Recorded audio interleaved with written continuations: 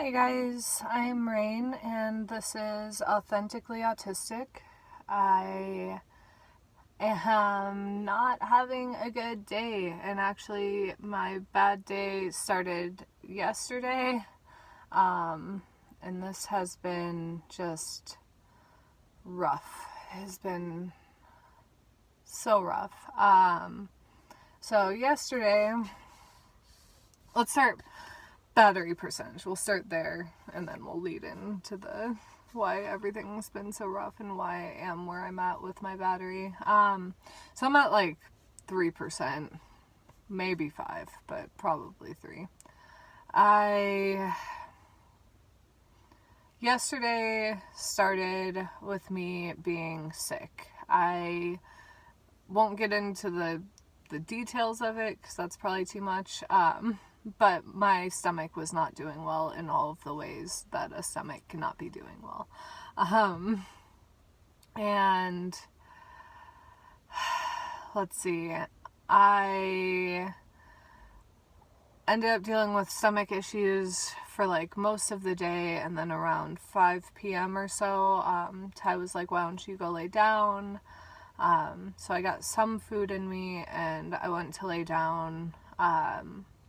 I woke up a few hours later and I was feeling a lot better, so that was good. And I had recharged a lot, so that was nice. But then I went to run a couple quick errands, and they were actually like, a couple of them weren't, but like for the most part they were pretty necessary errands. And while I was attempting to run these errands, not only were 3 of the stores that I attempted to go to closed, one of them has been open until midnight since I've been going there, and suddenly decided to switch it up and be closed at 11 instead, and they had signs on the door like, we now close at 11, surprise. It didn't say surprise, but it was definitely a surprise to me. So, you know, if you're like me, and if your autistic traits are in any way similar to mine, you'll know how frustrating and overwhelming it can be when a plan changes. And that was just my plan changing so many times in such a short span, that, yeah, it was so much. So that was part 1 of that frustrating endeavor. Part 2 was then I went to try and go to another store after checking to see if it was open. That was a little bit further away, and my tire blew. That's the first time it's ever happened to me, so I was like panicked, and like I drove on it, which messed up the rim. I'm not sure if I should cuss on here or not. Not sure if I already have. We'll see. But I'm sure that might have messed up the rim, but where we live, it isn't exactly safe to just leave your car on the side of the road, so I kind of weighed the pros and cons of like, well, if I leave my van on the side of the road, there's a really good chance that it's just going to get broken into, and windows cost a lot to repair, and, you know, if they rip apart my dash and try and take things from there, it's going to cost a lot to repair. So I was like, well, it seems like messing up my rim to get this vehicle into a safer situation, into like a well-lit parking lot with cameras and stuff, is going to be the better plan than just leaving it on the side of the road. So that's what I did. And after I got the vehicle safely to a spot, I called Tiberius and let him know what was up. And we ended up deciding to get the vehicle towed back to my home, so that we could try and deal with the tire problem and everything. Luckily, we have snow tires, and it is coming up on winter now, so we have snow tires, and we can get those switched out for the tires that are on here, and it won't cost us a lot of money right now. Like, we can kind of band-aid this situation, until we can afford to get brand new tires on all of the tires on here. So we had planned to do that today. And today has been like a stressful day just in general. I woke up way later than I wanted to. Tiberius and I had an intense discussion. I wouldn't really call it an argument, but it was a pretty intense discussion about like our money situation and everything like that. So that knocked me down the ladder a little bit and knocked my battery percentage down a little bit. And then we didn't talk for a little bit after that. We both kind of like took some time to cool down and just try and get things done individually. And I was like, hey, when do you want to do the tire? And Ty was like, well, we'll probably get that started here in a few minutes. So I thought that I would be helpful and come out here and get the van jacked up. I think I changed a tire like once in my life, so I'm not like very proficient at it. And so Ty was gonna, at least come out and like show me so I could make sure I knew what I was doing. But I felt like I know how to jack up a vehicle at least. So like, let me go handle that part, get that part out of the way. That's probably like the most tedious part of this, and I'll just get that handled.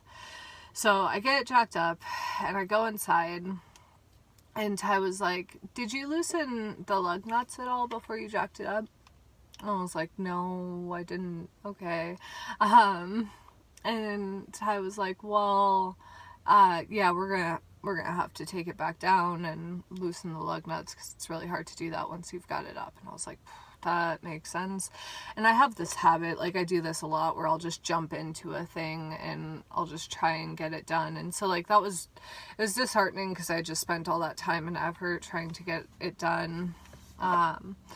So Ty comes out and he goes to take it down from the jack, and apparently I put the jack in the wrong spot as well, which bent a piece of metal down there, which may or may not be important. I'm not sure yet. So he takes it down. That might be a problem. And then we try and get the lug nuts off, and they seem to be like factory tightened or mechanically tightened in a way that we can't get them undone. I tried putting like all of my weight on it. It's not coming off. So, yeah, it's been a whole thing. Now we're gonna have to probably pay to get it towed. And get it to the tire shop so that they can handle it.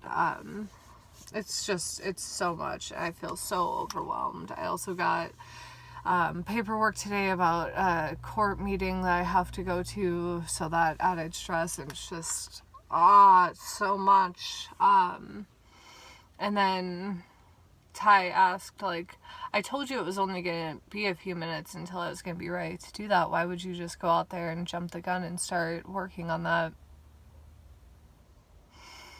And,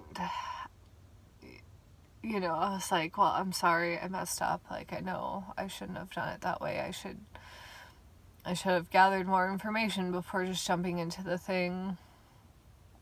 And I was like, okay, yeah, but like, why'd you do that? And I was just like, I just wanted to be helpful. And so that's, sorry. That hurt a lot. Not that Ty asked me that. He was actually like really kind about it afterwards, and, understanding, and kind of rubbed my back and was like, it's okay, but it hurt a lot to like be trying to be helpful and be trying to be useful and mess it up. I don't like that feeling at all. So that's where I am now. Because we can't drive anywhere, we decided to order some hard kombucha online to kind of like hopefully be able to relax after this stressful 2 days series of events,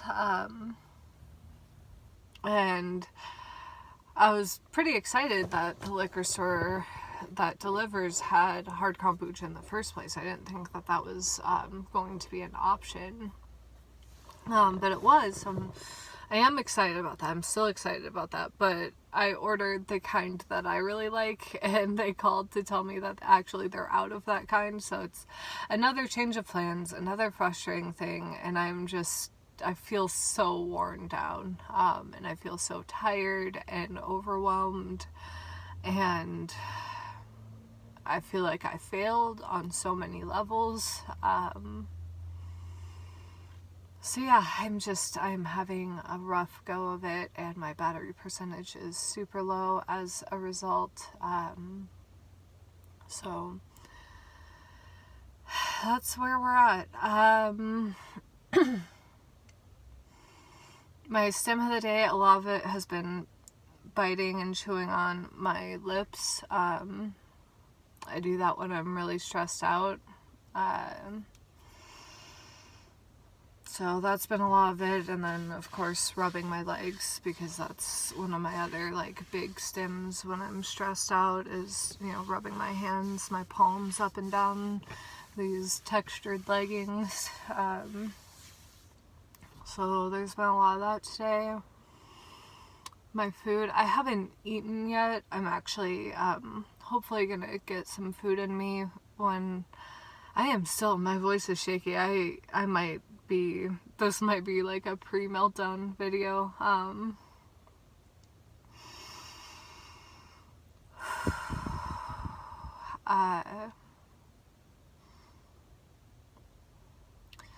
So yeah, I haven't had any food yet today. I am going to be trying to get some food in me when I go inside. I've been having a really hard time. My eating window should have started like an hour and a half ago, but I was dealing with the tire stuff, and then I've been very upset, and it's very difficult for me to eat when I'm upset. So there's that. Battery percentage, stim, food. My